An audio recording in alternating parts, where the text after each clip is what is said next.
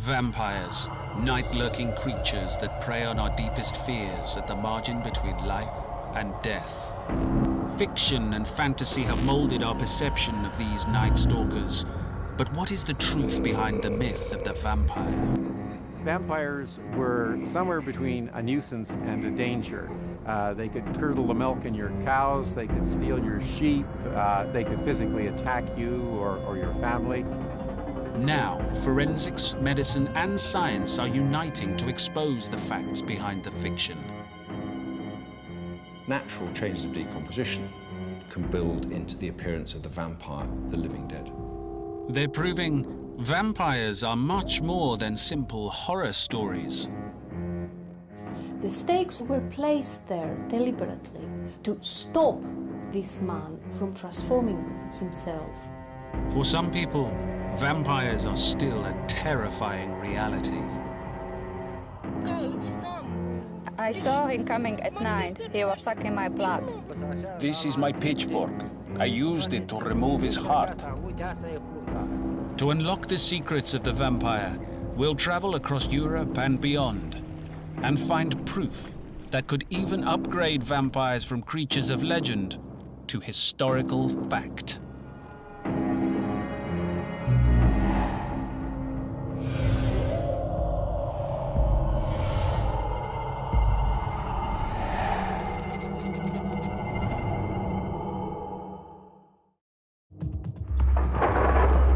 In 1897, a mysterious boat slowly floated its way into Whitby Harbour on the northeast coast of England. Everyone on board was either missing or dead.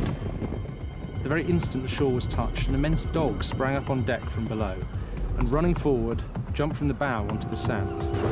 Making straight for the steep cliff where the churchyard hangs over the laneway, it disappeared into the darkness, which seemed intensified just beyond the focus of the searchlight. With these words, Bram Stoker's infamous vampire Dracula was introduced to the world and entered the popular psyche. Everything about vampires is in Count Dracula. The archetypal image of the vampire as we now know it. But where did Stoker's tale of Gothic horror originate? And could there be a real-life figure behind his creation? Vampires exist in every culture. China's Shang-Chi, Yaramayahu from Australia, the Indian Azrapar, the Jararaca of Brazil, or the many European incarnations such as the Strix, Strigoi, Vricolakas, Revenant, Upir, Vampire, Dracul. Such creatures predate the Bible, yet they weren't just myths, they were very real. Reanimated corpses that feed on the living to prevent their own decay. Dan Jones is an author and historian with a particular interest in society's portrayal of vampires. There have always been vampire stories in Europe, but it really comes to a head in the 18th century when the French theologian Calmet starts putting together a dossier of vampire tales, actually in an attempt to debunk vampire myths. Unfortunately, what that does is give vampire stories legitimacy because they're being engaged with by the sort of scientific men of the age. By the turn of the 19th century, the vampire myth starts feeding into Gothic literature. And so you have Polidori, who starts writing The Vampire. That's really the template for what Bram Stoker does when he writes Dracula. And every time you have the vampire story reinvented, it totally reflects the preoccupations and the concerns of the society that's reinventing. In the 20th century, you have Nosferatu, and there's a kind of strain of anti-Semitism in it. In Hammer Horror, the vampire story is a lot more bloody, it's a lot more violent. In Anne Rice's interview with a vampire, you have a real undercurrent of homosexuality. And when you get to Blade, say, in the late 90s, there's this sort of high-tech futurism that, again, characteristic of that society. And fictional vampires continue to reflect our morality today. If you look at the 21st century, the Twilight movies and books, the vampire is the geek, but actually there's a beautiful story in there as well. I mean, that's totally 21st century morals all over. Preying on our ethics was no doubt at the forefront of Stoker's mind when he dreamt up Dracula. It's this cemetery where the Count first bites Lucy Westenra, this very pure 19-year-old virgin. Now, she eventually transforms into a sort of lusty vampire herself who terrorises North London, biting young children. And it's this mixture of sex and scandal that Stoker was doing pretty deliberately to titillate and to scare and to shock his audience, and probably to help build his sales figures at the same time. Bram Stoker's Dracula is so successful, it hasn't been out of print for over a century. Yet, unlike Stoker's Count, the real-life vampires of history were not charismatic gentlemen with a black cape, mesmerizing stare, and a penchant for nubile young women. The vampires of the Greek folklore were not glamorous, like the Hollywood vampire. They were bloated corpses that spread on diseases. You're not going to get people swooning over a deformed Mediterranean peasant slobbering along, biting chunks out of your breast. Now, recent discoveries on a small Greek island are revealing who these creatures really were and what it took to become one. Professor Hector Williams has been conducting archaeological research on the Greek island of Lesbos for over 30 years.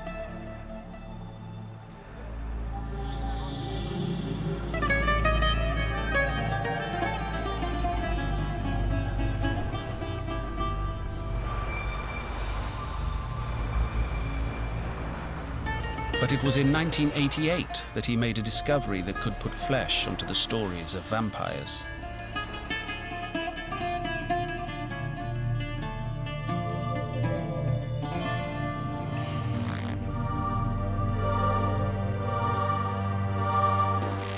I'm standing on top of the ancient city wall of Mytilene. For 5 seasons, with more than 40 workmen, we dug on both sides of it and around it. Dozens of discoveries emerged. A Roman brothel over there, a Hellenistic industrial district down here, pottery from the age of Sappho 600 years before Christ down below. But nothing prepared us for the remarkable discovery we were going to make at the far end of the wall, built actually into the wall itself. It was a discovery that shook the very foundations of archaeology. Proof that vampires may not just be creatures of legend, but of historical fact. We're here on the edge of the ancient city wall, and it was at this point that we discovered the wall had been cut into and a crypt very carefully excavated, in which a wooden coffin had been lowered and heavy stones placed on top. For some reason, somebody had gone to the huge effort of digging a grave right into the foundations of the city walls. But that wasn't the only mystery. It stretched along here for about 2 meters, and in it were sprawling the remains of a middle-aged man, creature our students nicknamed Vlad after Vlad the Impaler. Vlad the Impaler was a 15th century ruler of Romania and was probably the inspiration for Bram Stoker's Dracula. And like his counterpart, Hector's Vlad came to a sticky end. He had spikes driven through his throat, his middle, and his ankles to hold him in the tomb. This is not a normal burial. A corpse nailed into his coffin. 3 20-centimeter long metal stakes driven through his body, into his ankle, pelvis, and neck. This was unique. We found over 50 burials in this area of men and women, and this one had received very special treatment, the treatment of a suspected vampire. So who was Vlad, and why was he considered to be a vampire? Hector turned to Greek-born paleopathologist Anastasia Tsiliki for answers. She found that far from the fanged figure of fiction, this vampire was surprisingly ordinary.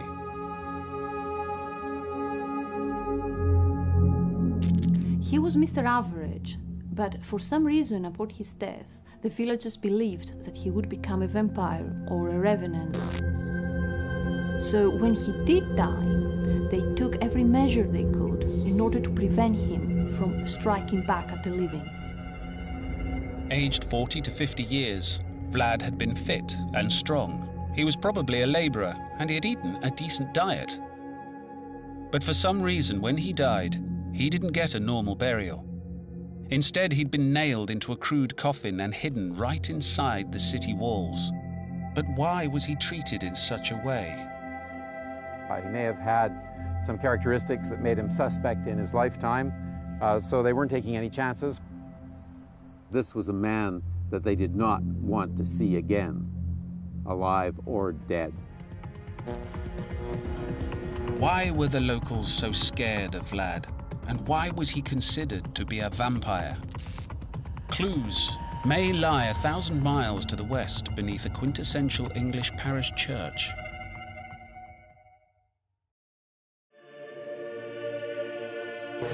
St. Leonard's Church in Hythe in southern England is a church with a secret.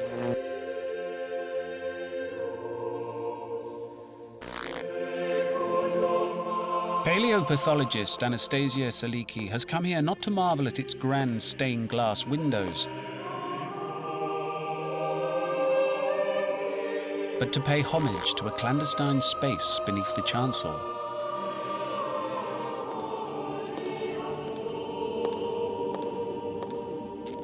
A crypt containing the bones of over 4,000 people, a place that may hold clues to the origins of vampire belief.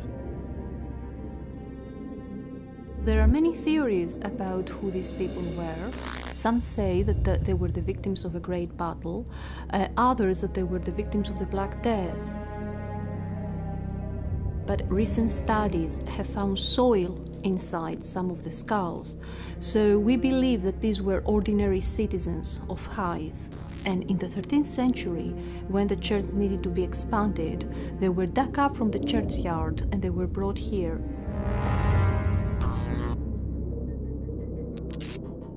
There's nothing unusual about this.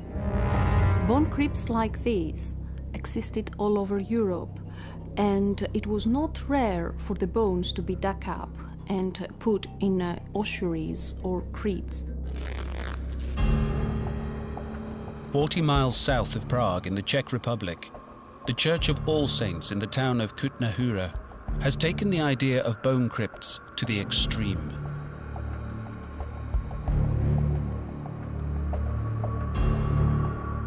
Known as the Sedlec Ossuary, this is the largest bone tomb in Europe and holds the remains of up to 70,000 people. Originally a simple pile of bones dug up from the graveyard, like those in Hythe, when the church was extended in the 14th century, it wasn't until the 1870s that it took on this macabre, Gothic display. There are 4 enormous bell-shaped mounds in each corner of the chapel, and a colossal chandelier containing at least one of every bone in the human body, hanging from the center of the nave. The dead don't necessarily stay buried forever.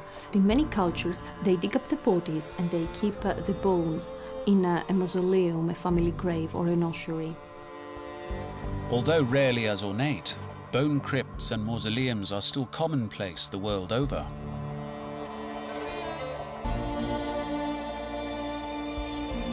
My family has its own burial plot on a small island in Greece, so one day I hope that my bones will be transferred there so that I can rest alongside my ancestors.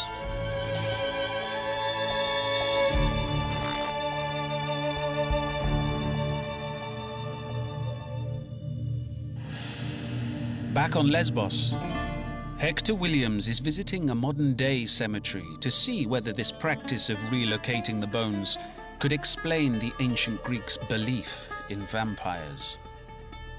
Sign in the village cemetery mentions, because of the small size of the second cemetery of Mytilene, we ask relatives of the deceased to proceed with the exhumation of their relatives in timely fashion after 3 years post-mortem.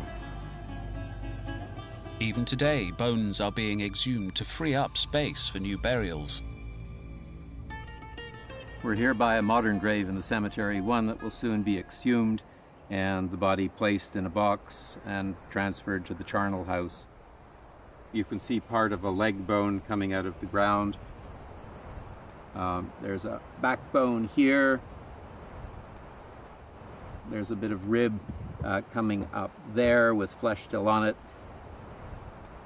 And very conspicuous at the end of the grave is the skull.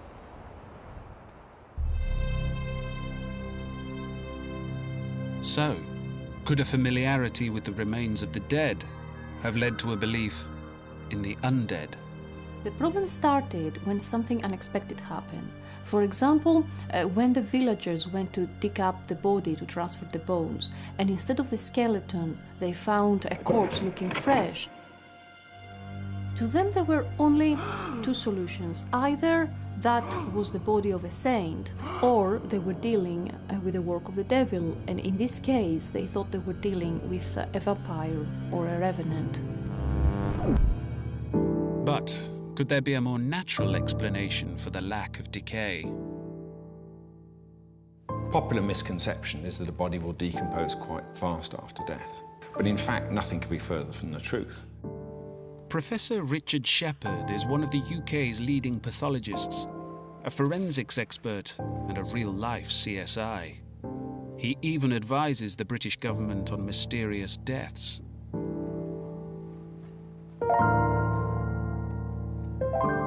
The speed at which a body does decompose depends on the state of the body at the time of death and the ground in which the body is buried. The body normally contains millions and millions of bacteria. Mostly they're beneficial to the body and help in digestion and help to an extent in protecting the body against infection. Of course, after death, there's nothing left for these bacteria to feed on, and they'll start to digest the body itself. This is the natural process of decay, the body's bacteria given the freedom to feed. And the result would normally be a pile of bones ready to be moved into the ossuary or mausoleum. But they had to be cleaned first. People in the past did not necessarily know the connection between the spread of bacteria and disease. However, the ritualized treatment of the bones gave them a way to protect the living from the spread of contagion. Washing bones with wine, for example, has been known to act as a disinfectant since Hippocrates' time, 2,500 years ago. Through the ritualized treatment of the bones, the Greeks were literally protecting themselves from the dead. A process that could have lent favor to the tales of vampires. In many areas in Greece, they used boiled wine and vinegar as a defense against the vampires or revenants, and this might have something to do with the disinfectant properties of these substances. And there are other features of decomposition that can also substantiate the idea of the living dead. Sometimes a corpse might even move inside the grave. One of the things that occurs to a body after death is a natural process, rigor mortis, the stiffening of the muscles after death. Some people believe it affects the body permanently, but that's not true. It's a temporary process. And as the body relaxes, it may cause it to appear to move within the coffin. And if there's movement there, it may also cause noises to come out of the coffin as well. And this could give the impression that the body's arising from the dead. And even the look of the corpse could portray it as a vampire. After death, the skin of the body dries out, dehydrates and shrinks a bit. And this can give the impression that stubble is growing on the face. Blisters form and the top surface of the skin can peel off and slip off. And the fingernails are growing, sometimes to a considerable length, and they can curve a little like a claw. And this can give the impression that the body is still alive, hair is still growing, fingernails are still growing. So it's perhaps no surprise that Hollywood has taken these three natural signs of decomposition, the facial hair growth, the long fingernails and the smooth skin, as being signs of the continuing life of this vampire after death. What you get when you see these vampire stories, especially with like the blood around the mouth, the rosy cheeks, these bodies apparently not decomposing as they should according to science, is you're pushing the boundaries of what science and what medicine, the cutting edge of the day, can explain. I think that's one reason, I think that's the prime reason why people just go so mad for these vampire stories. And were they then to drive a stake through the heart, that would tend to expel the gases that are developed in the body after death, make the body fart. It could certainly cause it to sigh. And this would, of course, reinforce their belief that this body had in fact been alive all the time. So, ignorance of the body's decomposition cycle when it came to transferring the remains to the ossuary or mausoleum could offer evidence that vampires are real. Might this suggest a rationale for the stakes driven through the body of Vlad on the island of Lesbos? Greece has a long tradition of vampire or revenant mythology. In the 17th to 19th century, European travelers would recount stories of how suspected vampires were exhumed and nailed inside their caskets in order to prevent them from rise again. And I think that's exactly what they found in the case of Vlad. Here was a poor man who, for whatever reason, had been assumed to be a vampire. So when he died, he was treated as such, with stakes driven through his body. They took a number of precautions to make sure that this man did not return from the dead. They put the stakes through him. They put the wooden sarcophagus around him. They built a special crypt for him. They put the heavy stones on top of the crypt to make sure that the coffin could not be opened. There was a reason, and we'll never know the reason, that they thought this man was a threat to the living, that he was a potential vampire. Vlad's discovery shook the archaeological world and confirmed that vampires were real. But why Vlad was considered to be a vampire remains little more than supposition. It's likely they thought he was a vampire because of his behavior in his lifetime. There are a dozen reasons why one might have been thought to be a vampire. Strange behavior on your part, strange family history, particular evil reputation, mistake the priest might have made in the burial. There are all sorts of reasons, and we don't know why they thought this particular man was a vampire. We may never know for sure. But another, even more mysterious grave was soon to be found on Lesbos, one that could provide the answers.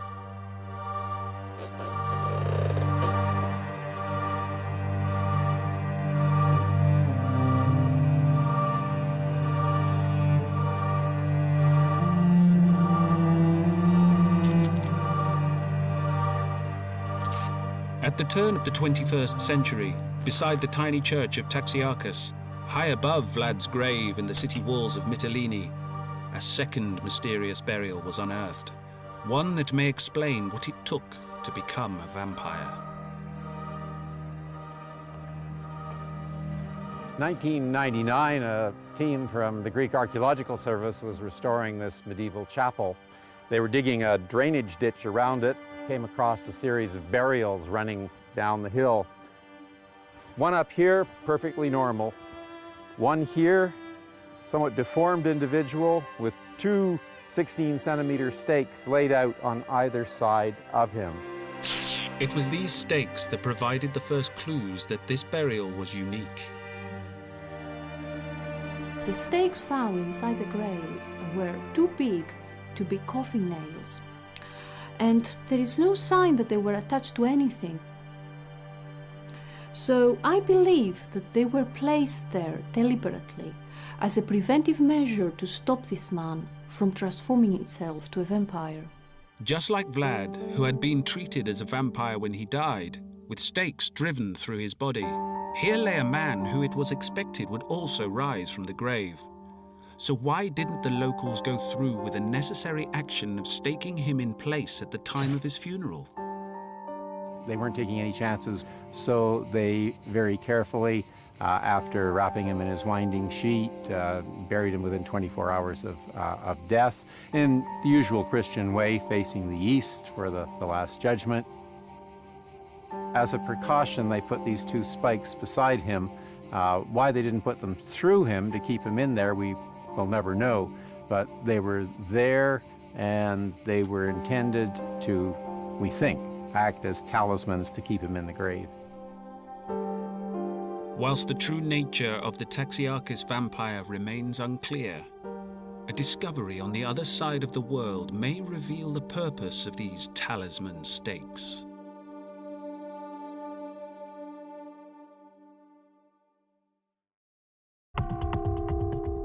In 1988, in the city of Mytilene on the Greek island of Lesbos, Hector Williams and his team of archaeologists unearthed the remains of a vampire they named Vlad, his body nailed into his grave. 10 years later, a second vampire was exhumed in a churchyard just a few miles out of town.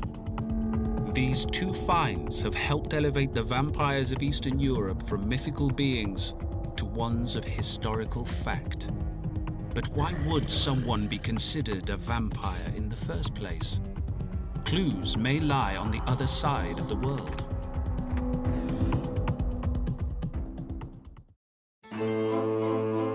In 1990, a series of shocking discoveries terrified a sleepy American town in New England. Archaeologists working on a gravel pit unearthed a necropolis dating back nearly 300 years to the time of the founding fathers. The cemetery contained the remains of an entire family, but one burial plot was distinct. Bearing the initials JB, when the coffin lid was opened, the archaeologists found that the bones had been rearranged into the sign of the skull and cross. Was this a pirate, or could there be a more startling explanation?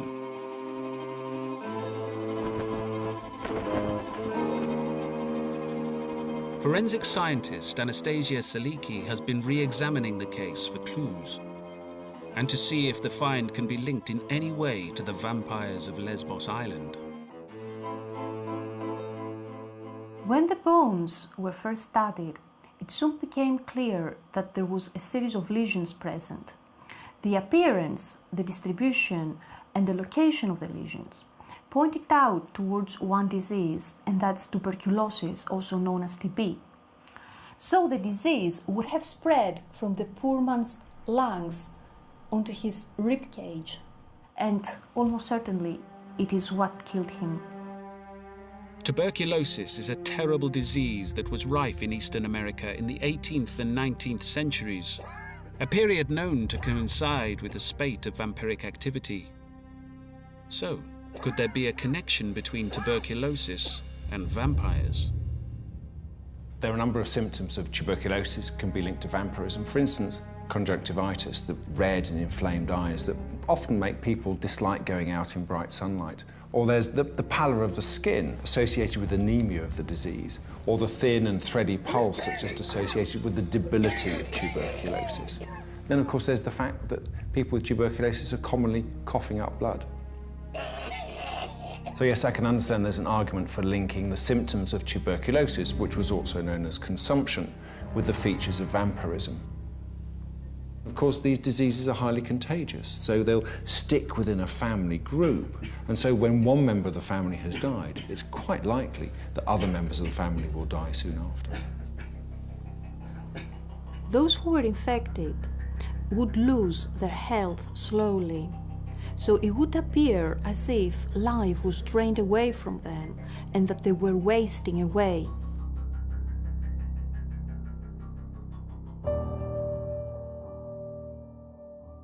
I believe that this person died from tuberculosis, and his family caught the disease as well and soon followed him to the grave.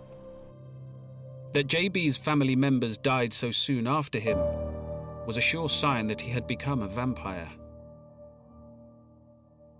And as the disease spread, hysteria may have gripped the community. There might have been an inclination to dig up the corpse and undertake the appropriate precautionary action.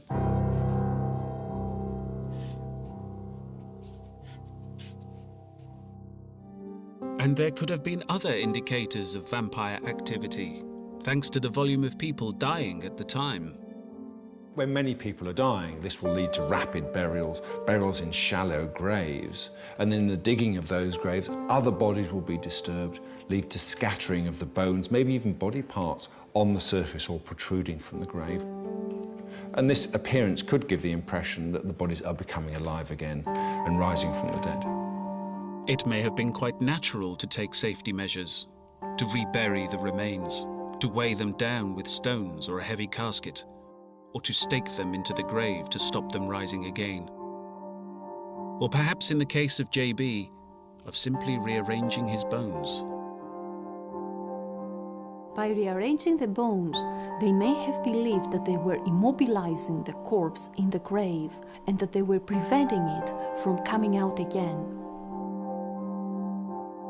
And there is one further nail in the coffin to link tuberculosis to vampires. 50 miles away, in an abandoned cemetery in Rhode Island, lays a gravestone from 1841. It bears the inscription, "In memory of Simon Whipple, who died May the 6th, 1841. Although consumption's vampire grasp has seized that mortal frame." Consumption is another name for tuberculosis, so maybe this is the proof of the link between tuberculosis and vampires, in New England at least. And the link even made it into the popular literature of the time. François-Marie Arouet, better known as Voltaire, was one of the greatest thinkers of the 18th century Enlightenment, and he wrote in his philosophical dictionary that vampires are corpses who went out of their graves at night to suck the blood of the living, either at their throats or stomachs, after which they returned to their cemeteries. The person so sucked waned, grew pale, and fell into consumption, while the sucking corpses grew fat, got rosy, and enjoyed an excellent appetite. Proof that in earlier times, when people's understanding of disease and illness was limited, superstition held sway over fearful minds. Fine for the 18th century, but you'd be wrong if you thought that a belief in vampires had died out today. In February 2004, the authorities were called in to the small village of Craiova, southwest Romania, to investigate 6 people alleged to have impaled the body of a villager, Tom Petra, who, according to them, had transformed himself into a vampire after his death. My brother-in-law died, and when he died, he became a vampire. The villagers believed that Petra was returning from the grave and feasting on his next of kin. I saw him coming at night. He was calling. I was screaming. He was sucking our blood. His relatives were gradually fading away. I had stomach ache. I turned yellow. Everybody in the neighborhood witnessed how bad I was feeling at night. In Slavic society, it is still believed that a person's spirit lingers for 40 days after death. So there was only one solution. 6 weeks after his funeral, as midnight approached, Petra's family snuck into the cemetery and dug up his corpse. Its condition confirmed their worst suspicions. We found him with his hands at his side like this. His neck was torn, and his mouth was full of blood. A corpse full of blood, a sure sign that Petra had become a vampire. Blood has a symbolism in many religions. There's the drinking of wine to symbolize Jesus' blood in Christianity, but there's also the drinking of blood to gain supernatural powers in many other religions.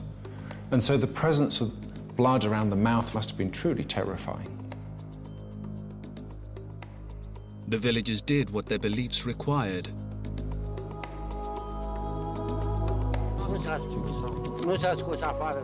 We worked inside the grave, and we did everything properly.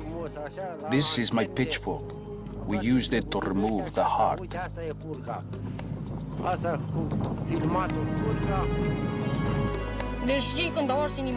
And a dead man's heart is not supposed to have blood in it if he isn't a vampire.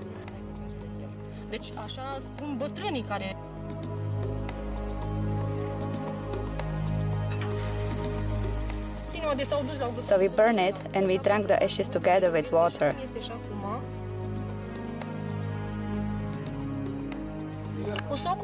We drank the ashes and immediately we felt better.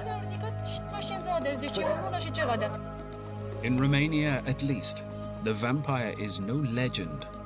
It remains a very real threat, a night-lurking creature that preys on our deepest fears in the margin between life and death.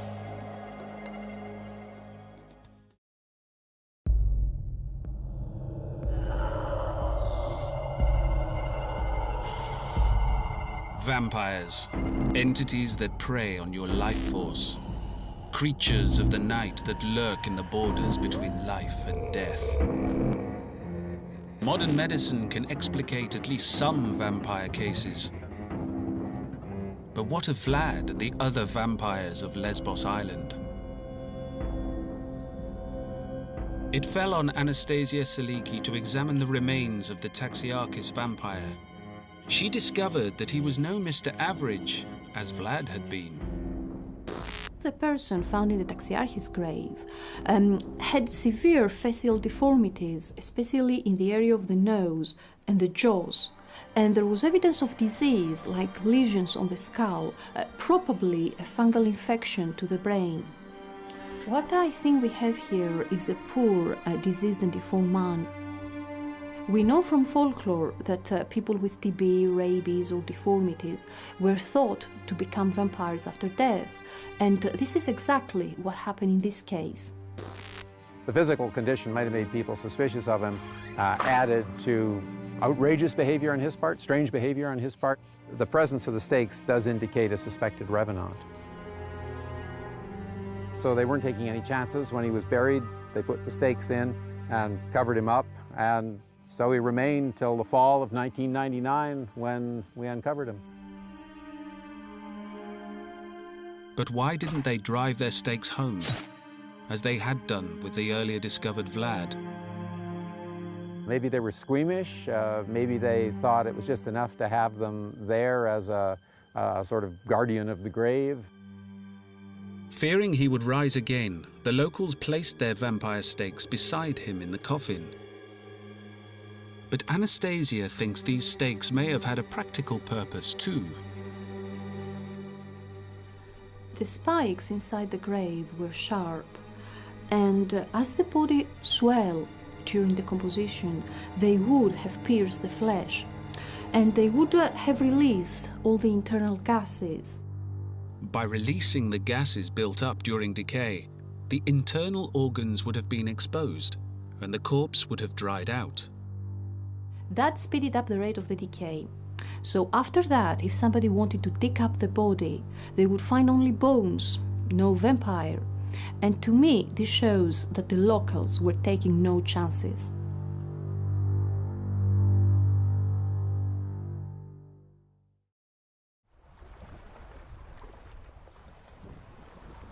There is one final twist to the story of Vampire Island.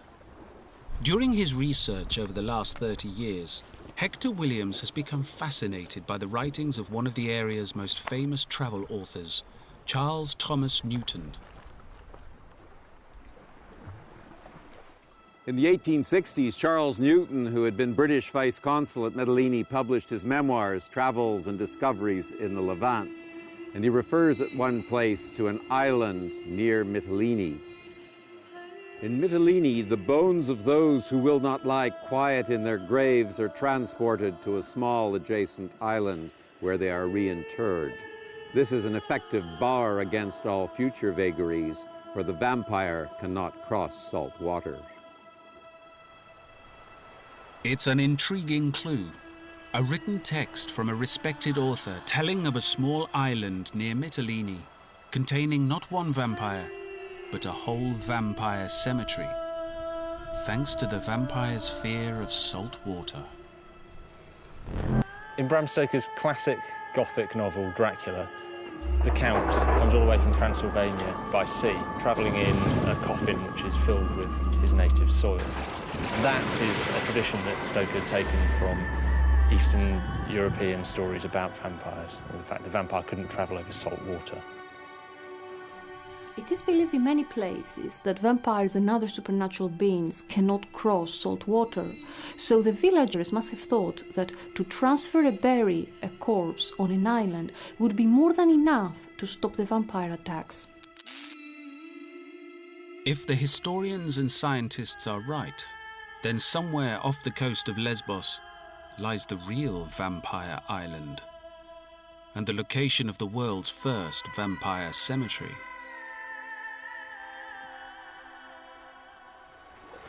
Newton wrote these words about 140 years ago, and we've been wondering what the Greeks did with their vampires beside bury them locally. And finding this passage suggested that we found out where they went, over there, to this little island off the village of Pamphila. From the shore, it's almost impossible to see any evidence of burials. So there's only one thing for it. Hector is going to take to the skies.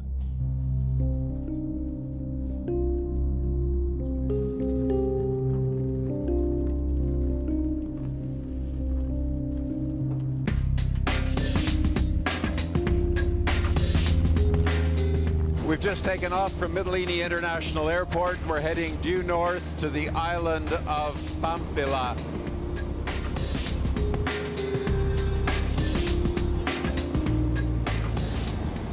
We're about to come up on the island now, so things should start getting interesting. We're going to drop to about 500 feet, 150 meters. It may be a little bumpy, but we'll get a good view of the top of the island that way.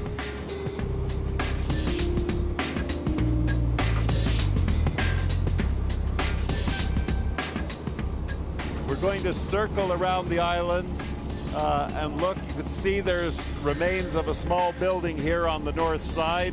There are foundations of what looks like a basement a little bit further east of it. Could these be the burial sites? Places that may contain structures underground?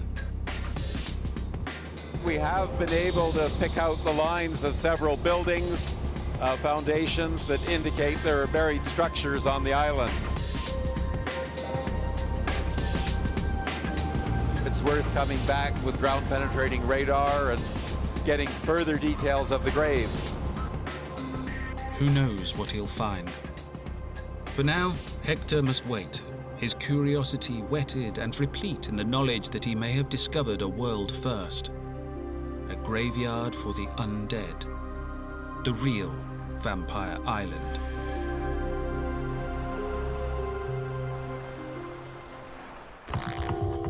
Hector's research has confirmed beyond doubt that vampires once roamed the island of Lesbos.